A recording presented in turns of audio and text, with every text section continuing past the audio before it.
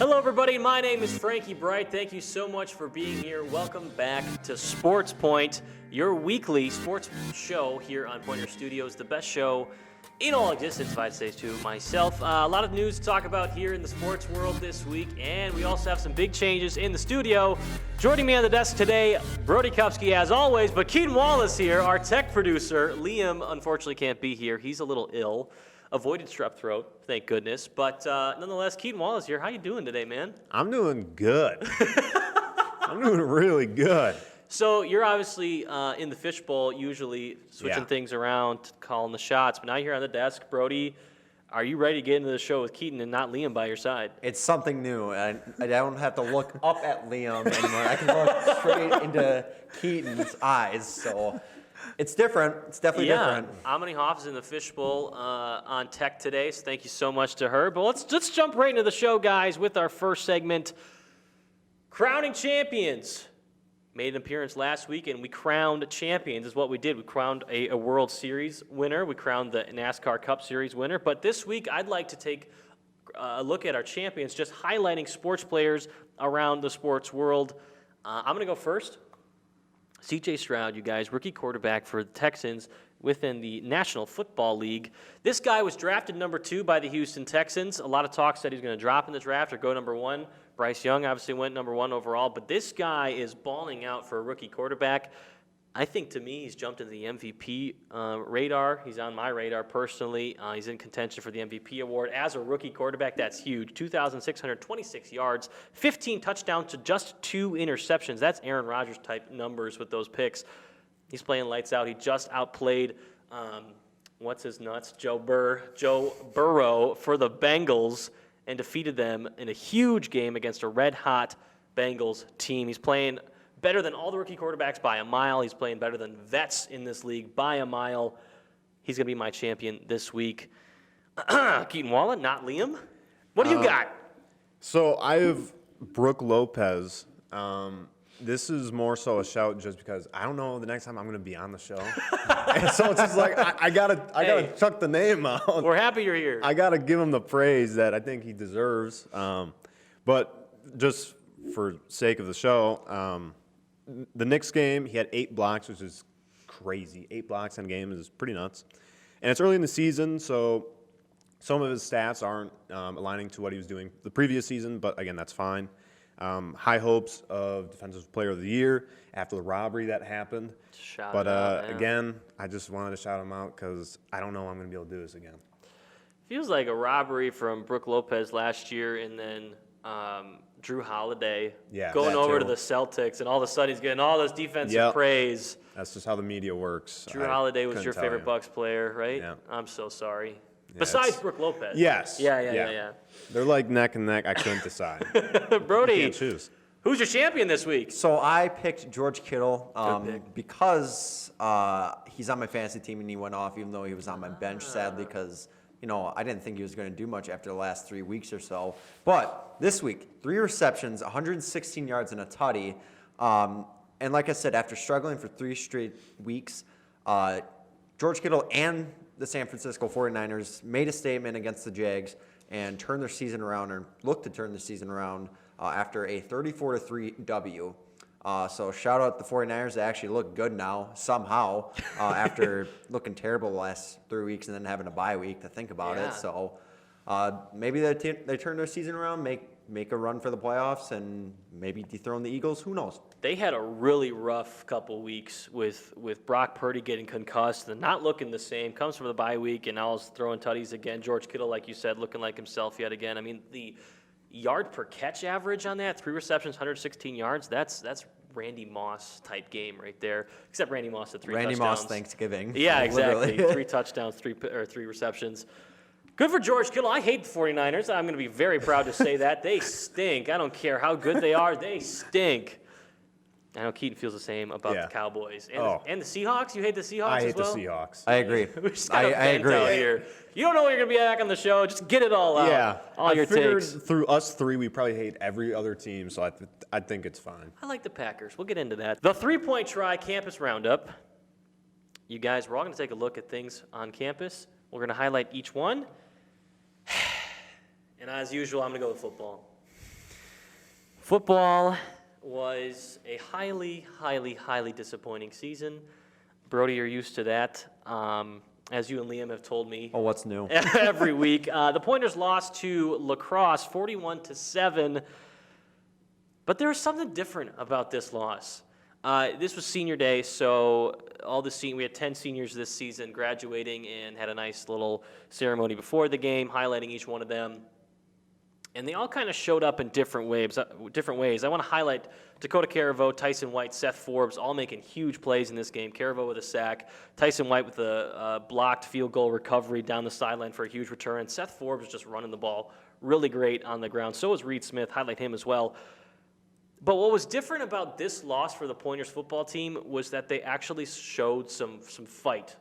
Actually showed some fire. The three of us were there. Brody was on commentary. Keaton was on the stream. And they were just competitive. The scoreline will not show it, but they fought. They were great against the run. Conversely, as they were bad against the run to Whitewater the week before. Ludke, the replacement safety for Guyette in the back, went down with an injury. He played great in relief of Guyette, and then Lier showed improvements through the air, continuing to build on his great game from Oshkosh. And I think going forward, they built a lot of momentum for next year. They've got a lot of young guys who have continued to grow, and they showed that a lot in the last game of the season. But going forward, I don't know if this coaching staff is the way we should go as a football program. And I know that's very controversial. I know I'm just a guy with a microphone, and I'm saying that. But that's how I feel. I think that's true. I'm happy that this is SportsPoint and not, us, on the air saying this, because we can say whatever we want. We have the ability here to give those passionate takes, whether they're right or wrong. And my biggest thing with this football team is the coaching. I really hope they don't watch this, or I might get beaten up. But me too. The coaching is just, they're treating our football team like they're amateurs, which is going to make them play like amateurs from the get-go. I don't know if this is a common thing within college football. I highly doubt it. But on the sidelines, the coaches and the entire staff have these big cards that they show up to say which play they should make. I don't know how often that is or is used in college football. I think a lot. Yeah, it might used a lot. Might just be like a communication thing, so they don't have the mic in the helmet. But I've just noticed that every team we face, they don't have it. That's fair. So different approach. That for me is one thing, and I guess that's just choice of the coach. But the other thing for me is just mindset going into the game. Every time, when we set up, it's 2 hours leading into the game starting. They're never warming up. Yeah. Just this past game, we didn't warm up until 30 minutes prior. We were out on the field for probably 15 minutes. We even kind of joked about it. The cheerleaders for us were warming up sooner than the football game. Yeah. It's just there's some disconnect between what we actually want when we get out on that field. To me, it's a big gap. And you see it opposing the team we're playing always is usually out there warming up in pads an hour before. I guess it's just, again, a psychology difference among staff. I don't know if you have an opinion on that, Brody. Yeah, I agree with you guys both. It's weird that every other team that we have faced, they're warming up, they're all in full pads, they're ready to go. And we're out there, a couple minutes, we're throwing the football around, we're maybe practicing some techniques and whatever, practicing kicks and punts. But then we'll go back in the locker room and get all changed, and the team is still out there that we're facing. They're still out there practicing, getting ready, and then we proceed to go to the game and lose by about 50. Now, granted, this is a different game. They actually played a number 4 team in the nation, but honestly, after the second half, they pretty much put all their backups in. So, can you say much about it? Yeah, and they played the number 4 team in the nation in D3 well. I still have to give them that. And I know this is a young coaching staff in the sense that they've only been together for 1 year. I think they're going to get another crack at it next year. I just would like to see some things changed based on mistakes and based on just the growing, learning process. We just want to see improvement. Yeah, exactly. That's all it is. And we'll see what happens on that end. I know that might be a common take on this campus. It may not be, but that's a consensus over here on SportsPoint. Thank you very much for listening. Let's send it over to Brody. on your point for the three-point try. So my point is hockey. I'm Nice. taking over for Liam talking about hockey today. So I will not say that hockey is the greatest sport ever. Because it's not. Yes. I have one thing to say on that. Keaton and I agree on this. Hockey is an in-person sport for me. Yes. Watching it on TV, it's not my thing. I'm okay with watching it on TV, but I usually put it on when I'm doing homework. If Liam was here, he'd jump He over would and kill us. choke us both out. But And I can watch like the occasional game on TV. And Yeah. Again, I kind of brought this up. I don't know if it depends on network, like the camera angles, but when they stick it on the wide for the entire time, I could sleep. I'm sorry. it's like a car ride for you. Yeah. So, Liam might be He's finding gonna kill us at some after point. this. But the rest of this, Liam, you'll like. Brody, go ahead. Anyways, so Pointers hockey. They played 2 games this past weekend. One against St. Mary's and one against St. Olaf. Friday game against St. Mary at home. They won 5-2. Power play looked good as usual. We got free tacos in the process. Thank you. Amazing. 5 goals scored. Saturday's game against St. Olaf at home. Pointers were ahead early. I believe it was 3-0 or 2-0 in the first period. Scored Yeah. another goal in the second period, but it gave up a goal, so 3-1. And then they blew it, tied up 3-3, and then heading into a 3-on-3 5-minute overtime. Pointers win it in OT right at the 3-minute mark off a Evan Junker goal. Thank you. That was awesome. Very huge. It was a really great game to be in the crowd for both games, really. Yeah. A lot of great stuff in the crowd. We're very excited that Pointer hockey is back and we can cheer for them. Now, heading into this upcoming week, the Pointers move back to 14th in the nation after a couple teams kind of moved up in terms of score or in terms of record. They just have a couple better records than us, and we're 3-2 currently, which is not bad. But obviously, I'd love for it to be like 5-0 or 6-0. But big games this weekend or this upcoming week, really. So Tuesday, the Pointers play Eau Claire, the number 6 team in the nation. Huge conference matchup. It is a home game, so that'll be exciting. And I know by the time this come out, the game will probably be played. So good luck to the Pointers there. Hopefully they do well. And then upcoming on Friday and Saturday, more conference matchups between Stout on Friday in Stout. My brother's not going to be able to make that game. So Shout out Reese. Keep the streak going. yeah, shout out Reese Kupsky. And then Northland is coming here on Saturday. So I believe you said we might be doing the stream. I'm not sure. There will be a SportsPoint stream on Saturday at the Northland game this coming weekend, the 18th. We were there this past weekend on Saturday for that overtime victory over St. Olaf. Liam and I were on the broadcast. Brody helped us set up. Thank you for being there, Brody. Keaton was on the stream. Aminee in the tech booth right now was our camera operator. Very thrilling victory. Unfortunately, not 5 goals, so we couldn't get free tacos. I really wanted free tacos. It is what it is. But yeah, the Reese Kupsky reference just keeps going. Just followed me on Instagram. Thanks, Reese. What a guy. Super cool guy. Yeah, Northland. We'll see how that game goes with 3-2 start for the Pointers.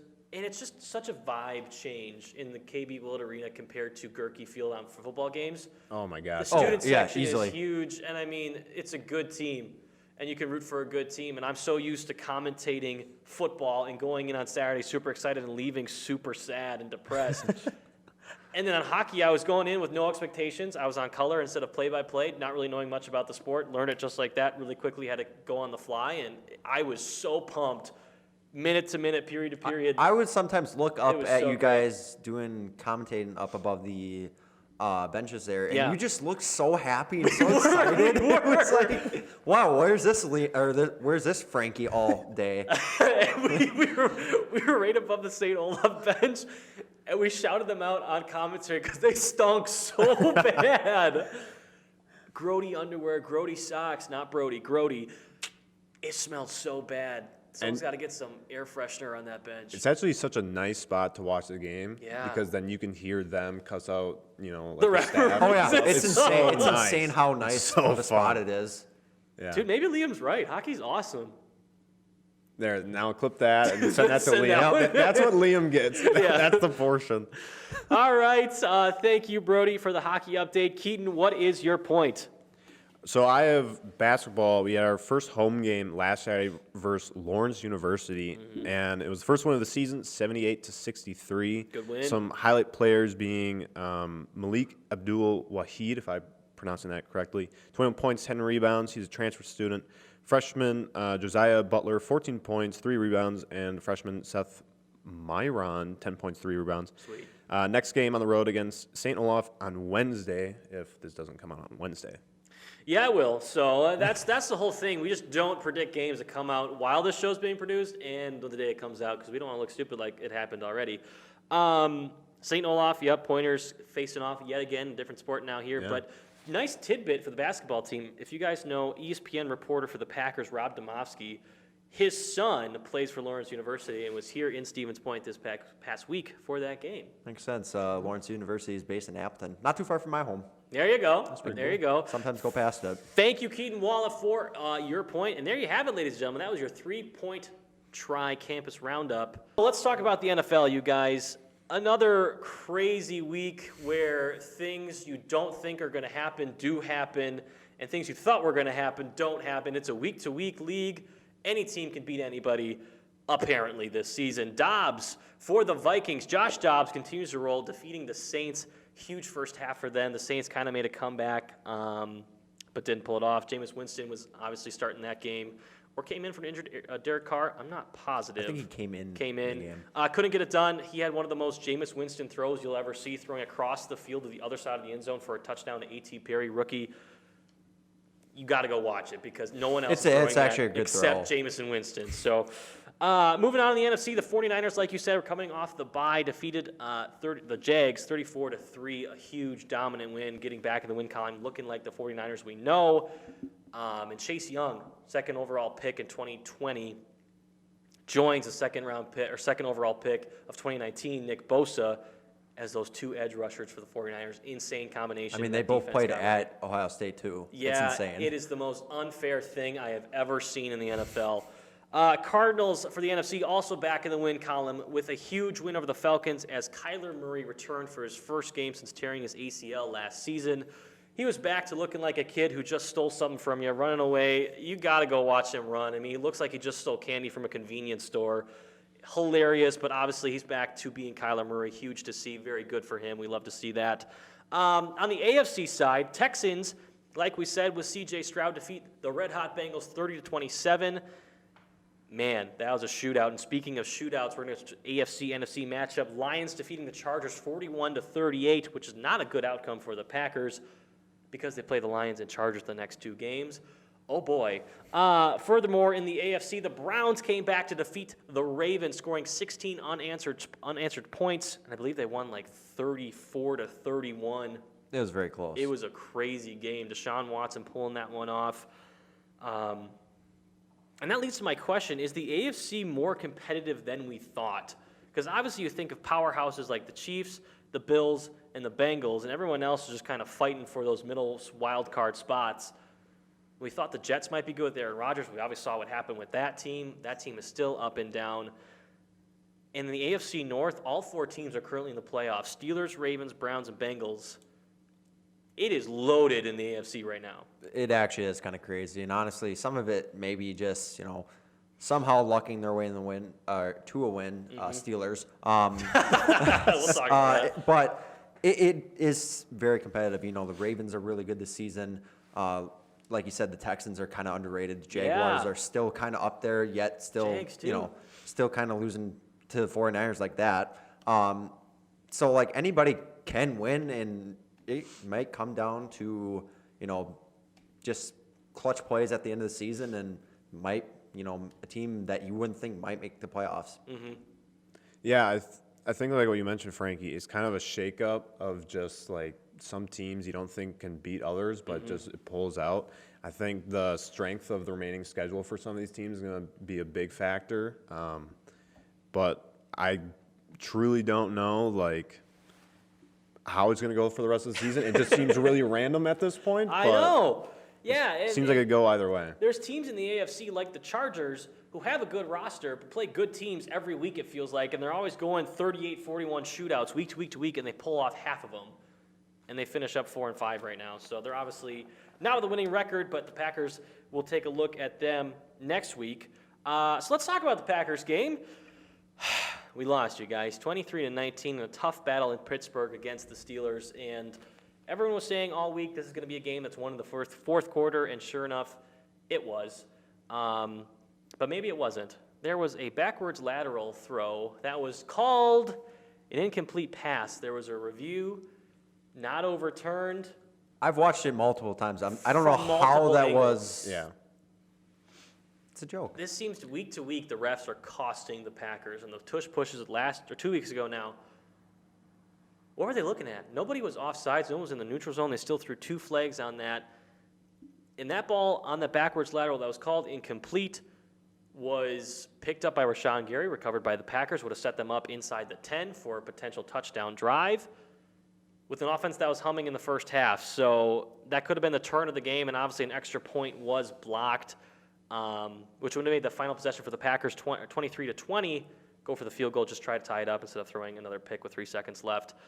So another game of missed opportunities. Look at some stats. Love, 21 of 40, 289 yards, 2 touchdowns, obviously the 2 picks. I would say this was his best game as a starter. He was completing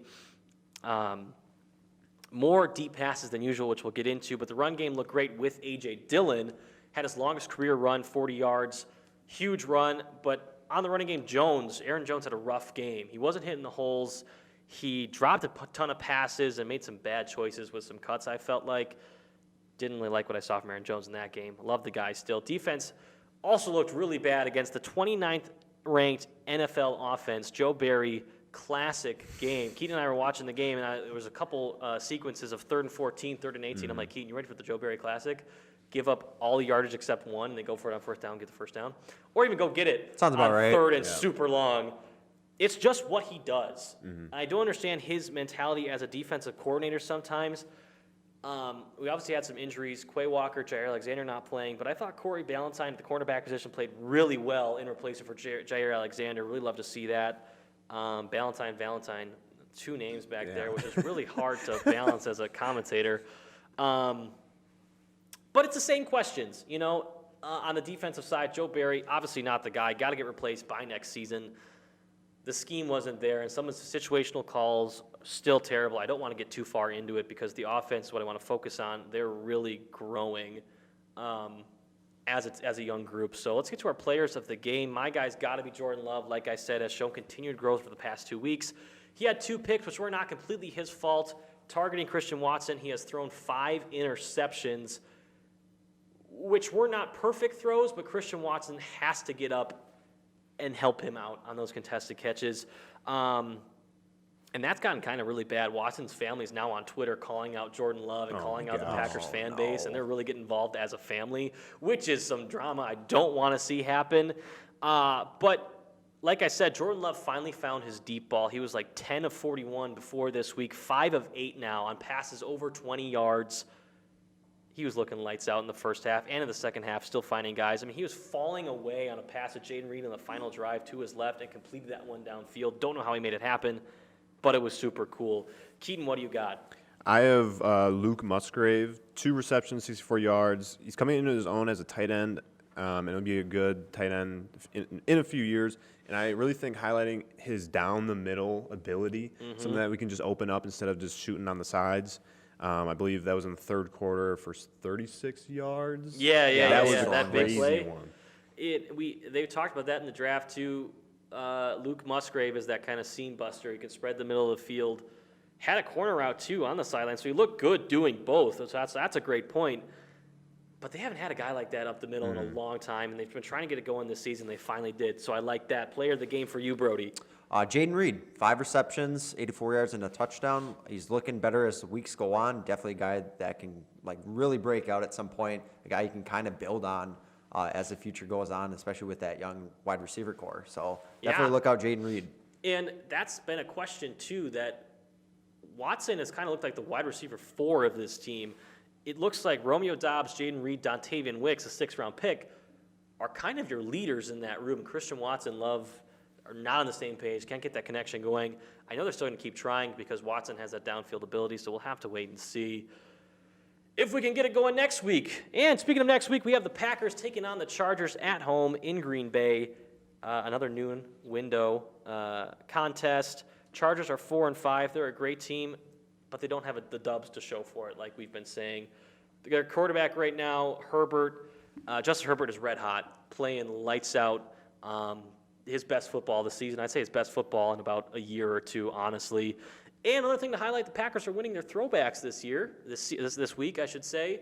They're green, all green uniforms with the yellow, no logo helmets. Going to be super cool. I love those uniforms. I always wanted to buy one. I haven't yet. Keys to victory for this one. I think we've got to keep the momentum going. You guys, this was a good game for the Packers that they lost against the Pittsburgh Steelers. That's a tough team on defense, especially in the fourth quarter. I get we lost, but they played with heart, and I can't wait to see it next week.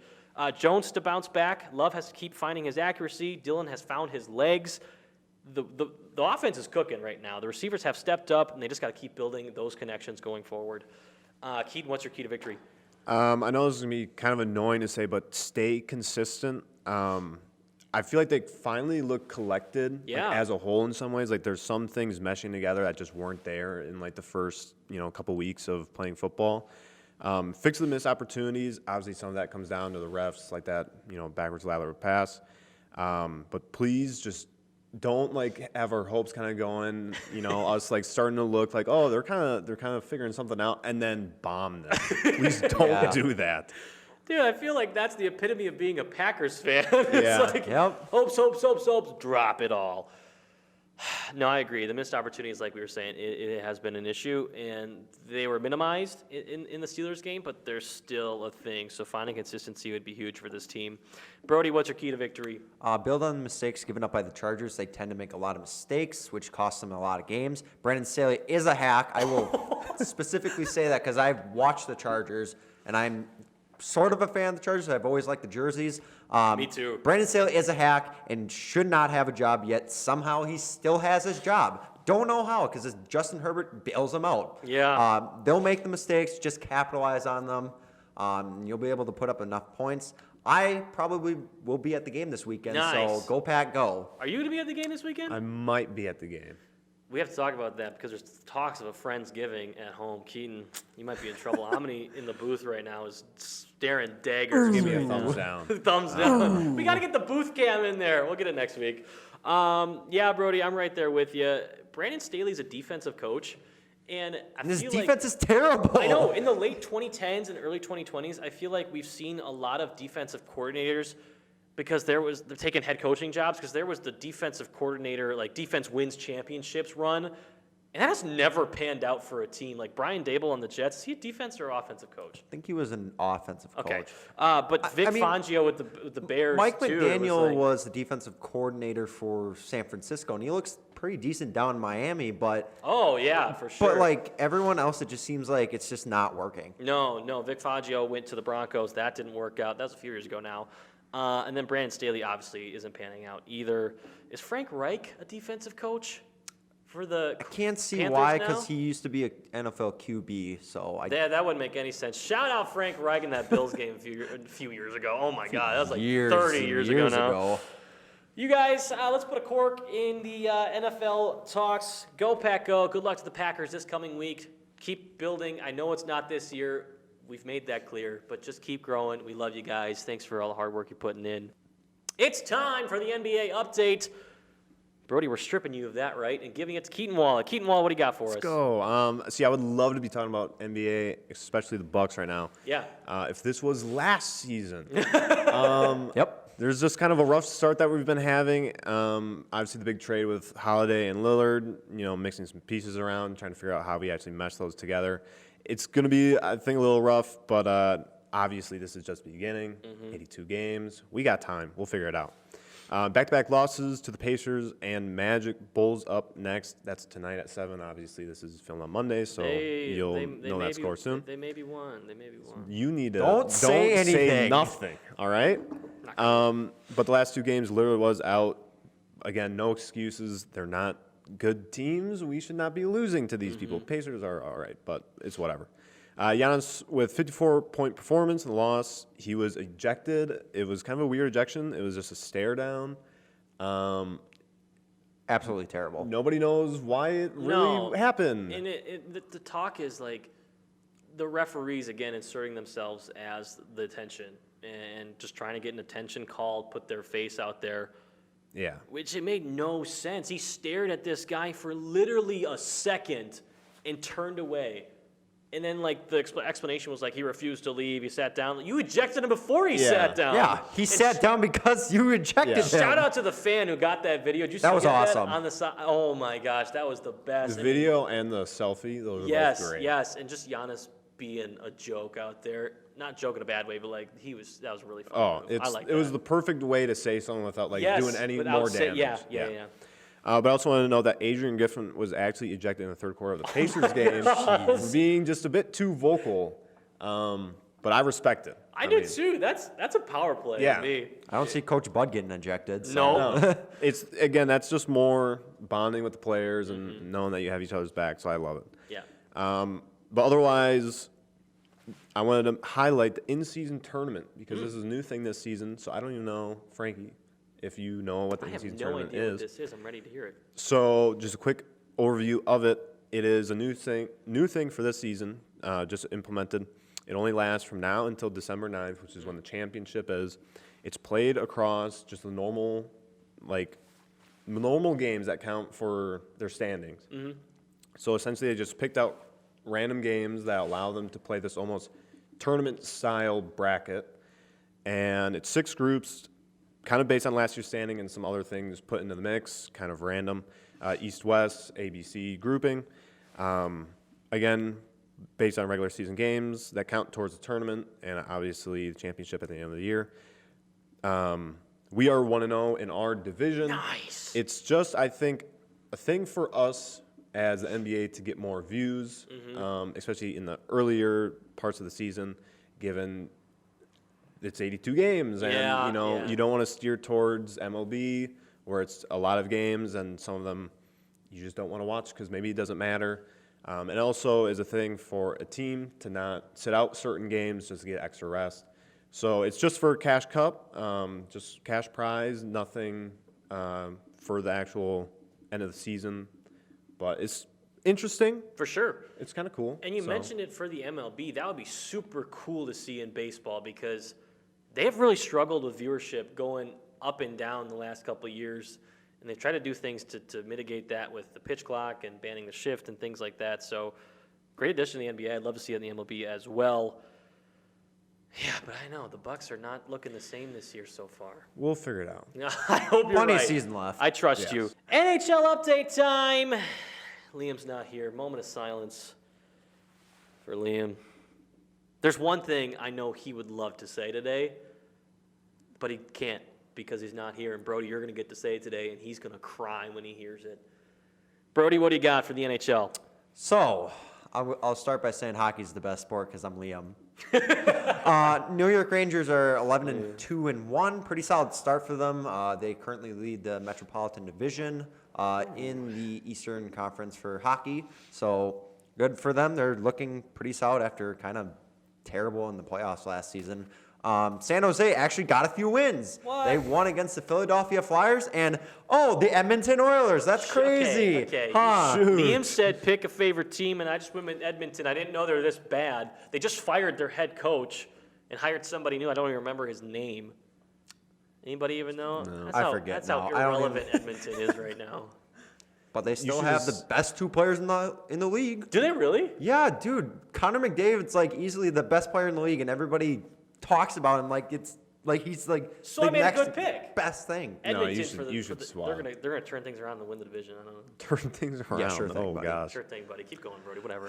Florida Panthers, after making the Stanley Cup last season, kind of started out rough at the start of the season. Are slowly improving. They're second in the Atlantic Conference, Atlantic Division of Eastern Conference, ahead of the Toronto Maple Leafs. Sadly, Oh no, Brody. The Leafs are 8-5-2, slowly improving. Had a big win against Vancouver, who had been improving Nice. last Friday.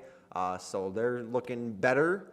Obviously, like I said last week and the week before, ton of season left. There's plenty of season left. We're not even to All-Star yet, so we're still in November. Hey, let's check in for Liam too. How are the Golden Knights doing? I can quickly check in. Are they still on their They're winning still. ways? I mean, they're still. a good They're team. still ahead of everyone else. It kind of helps after you have that cup run. Yeah. And just playing in I would say, slightly weaker division, but they're currently 12-2-1 ahead of Vancouver, who is 11-3-1. So could be a quick matchup between those two potentially in the future. Who knows? A lot of things can change between now and pretty much April when the season ends. Yep, so. plenty of season left for the NHL. Before we go, let's talk about NCAA hockey. And I need you to say this like you're Liam, Brody, because this is going to knock his socks off. I know he's already seen it. He knows this news. So, quick update. Wisconsin is still a hockey school. Yes, sir. Women's team undefeated, still ranked number 1. Number 1! They're still ranked number 1. They're ranked number 1! In women's hockey, they're ranked number 1. They play Ohio State Friday and Saturday. They did not play this past weekend, I don't think. So they kind of had the week off. The men's still had this 3 straight sweeps. They didn't play the last weekend either. But they're ranked number 1. Number 1! Finally, Number 1! they're ranked number 1 after, I believe, Denver and Boston College lost to lower-ranked teams or unranked teams. So they move up to number 1. They play Michigan State Friday and Saturday. So if they win those, they just keep rolling. You know the clip of the Grinch after he does the holiday cheermeister? He's like, I'm number 1! No. Okay. I guess I have to watch. Yeah, you should. It's a really good Christmas movie, Brody. You're going to have to put the clip in. I'll put a you're clip throwing in. the clip in. Wisconsin's number 1, still a hockey school. I know Aminee appreciated that reference. Finally, it happened. Liam's been calling for it for weeks on this show, and he finally gets his wish, and deservedly so. This team is by far making this a hockey school, and as the Packers football, the Badgers football team continues to struggle. I mean, do they even play every week? I mean, you lose to Northwestern like that. I mean, they're Yikes. missing a bunch of pieces. on That too. team That's anyway, a big part of it. But hey, thanks, Brody, for that hockey update. Not coming from Liam this week. Get well soon, Liam. We'll hopefully see you next week. And that's going to do it for all the reporting. But I also, before we go, want to play a little trivia game, and it's going to take 60 seconds. So what this game is, I'm going to pick a Packers player, and you guys, through yes or no questions, have to ask me and find out who this player is in 60 seconds. Everybody get the rules. All right, Brody, you're going to be playing this game, essentially. Sweet. No, you ask questions. It's not a hard Packers player, okay? And through yes or no questions, you get your information, and you get your final guess after 60 seconds. So, when you guys are ready, let me know, and we'll start. All right. Is it a current player? No. Is it offense? No. Is it defense? Yes. Is he going to be elected into the Packers Hall of Fame next year? Yes. That's a good question. Is it Aaron Campman? No. Is it Clay Matthews? Yes, it is. Congratulations, Brody. That question got you that one. Yeah, because I just saw that thing. Cameron and Clay Matthews are getting inducted to the Packers Hall of Fame next year. That was too easy. Let's do another one. Oh, gosh. Great. Congratulations. Gold star. There you go. Gold star. I don't have a gold star. We'll PNG one in. All right, don't take my defense or offense question. That's all I have. That's all he has. Okay. Let me think of a player. I got it. Go. Is it defense? No. Is it offense? Yes. Is he current? No. Is he an offensive lineman? No. Is it past 10 years? He played for the Packers the past 10 years, yes. Is it a wide receiver? Yes, it is. Just name them all off now. Is it? I don't think Greg Jennings hasn't played for 10 years. Not Greg Jennings.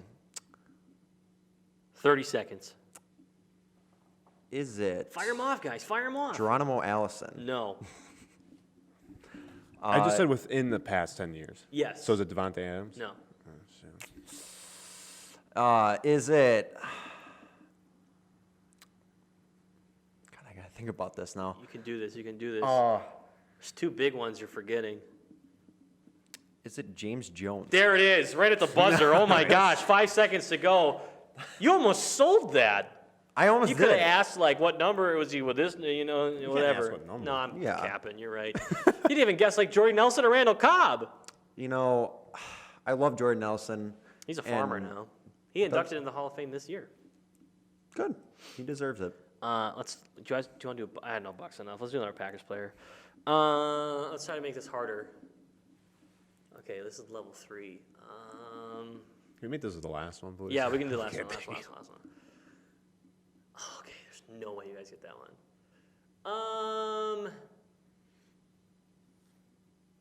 Okay, this is a big one. We got this one.